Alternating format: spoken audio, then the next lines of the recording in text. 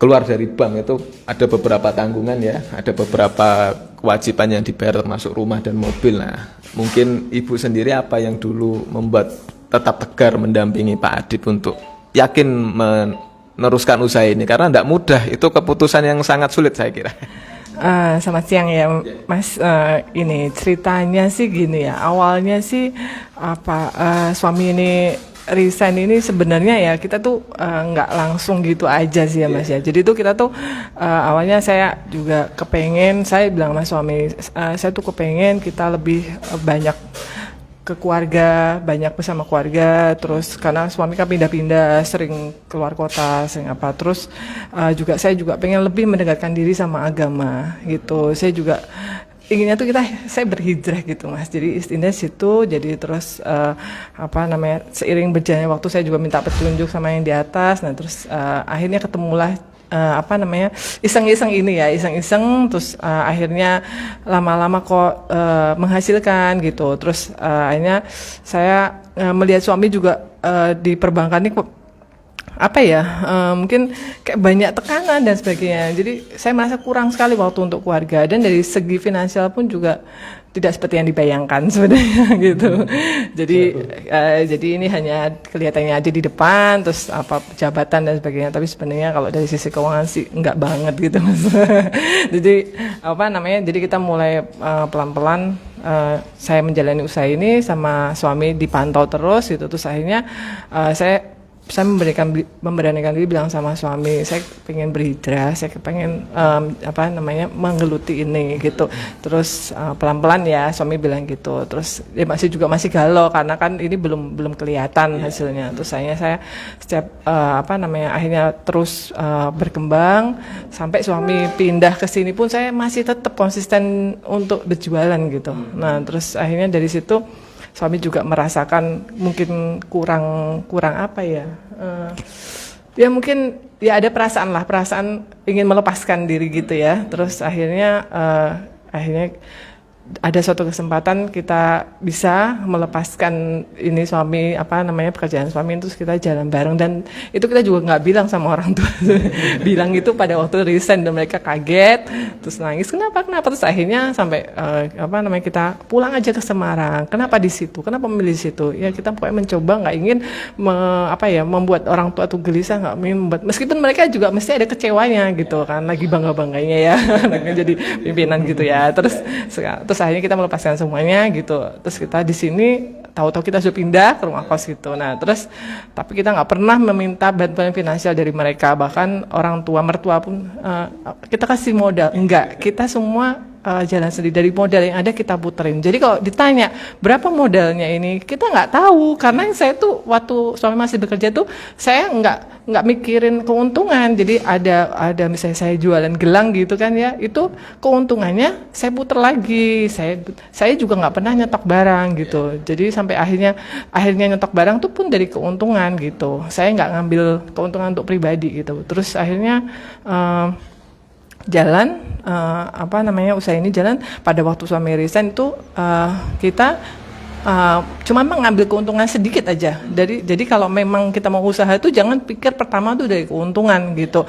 Yang penting kita bisa buat makan sehari-hari, keuntungan itu lainnya kita puterin buat modal. Jadi akhirnya sampai saya tuh gila belanja modal Mas. Jadi kalau misalnya ada saya belanja banyak gitu kan. Jadi sekarang stok saya banyak. Itu dari perputaran itu gitu. Saya cuma ngambil sedikit aja dari keuntungan untuk kebutuhan pribadi gitu.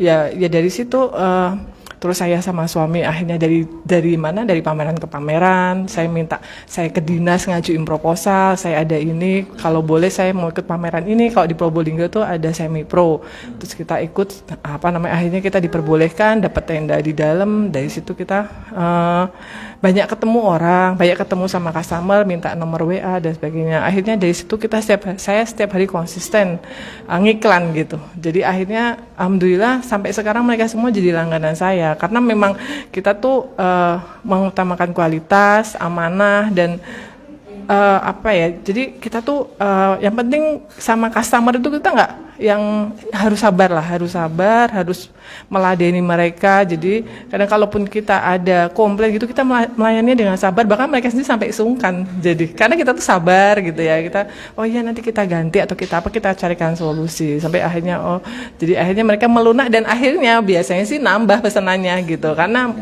dengan cara kita meladeni mereka gitu. Jadi gitu sih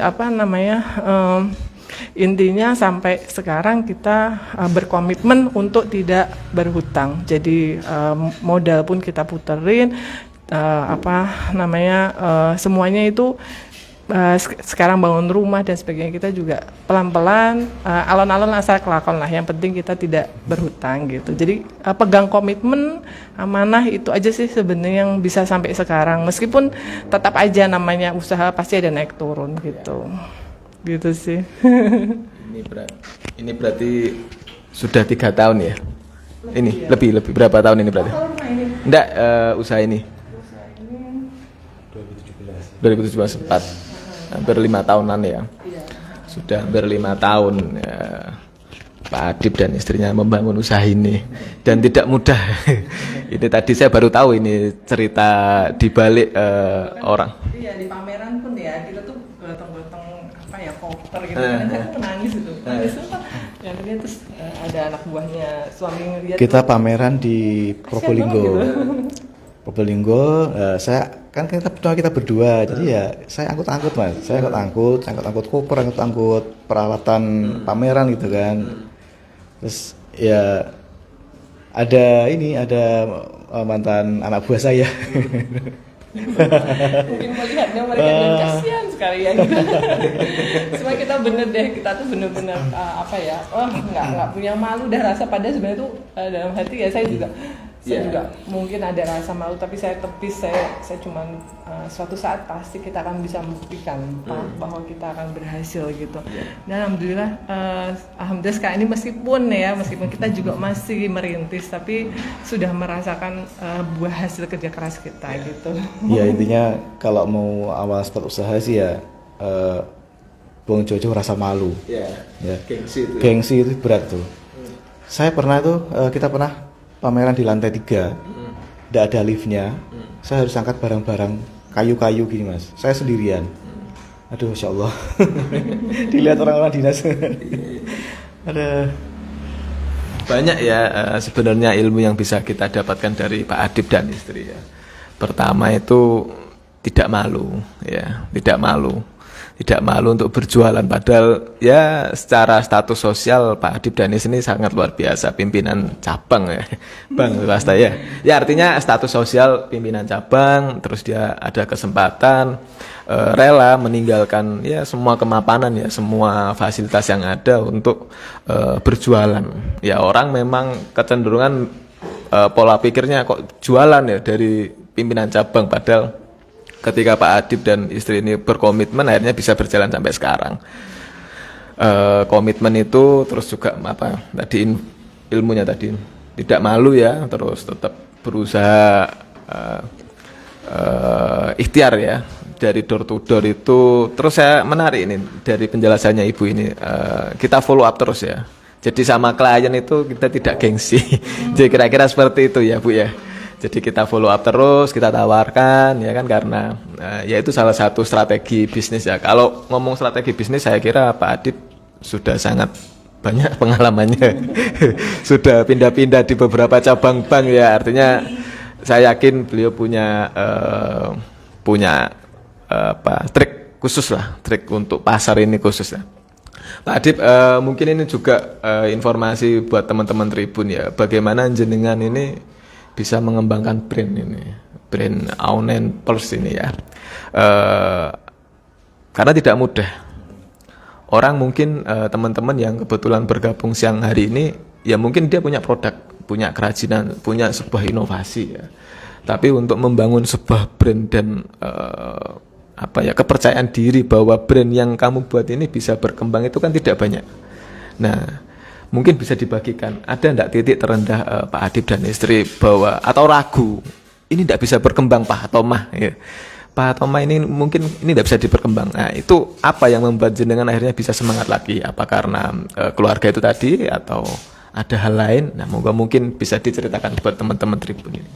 Ya namanya usaha kan ya naik turun ya. Pertama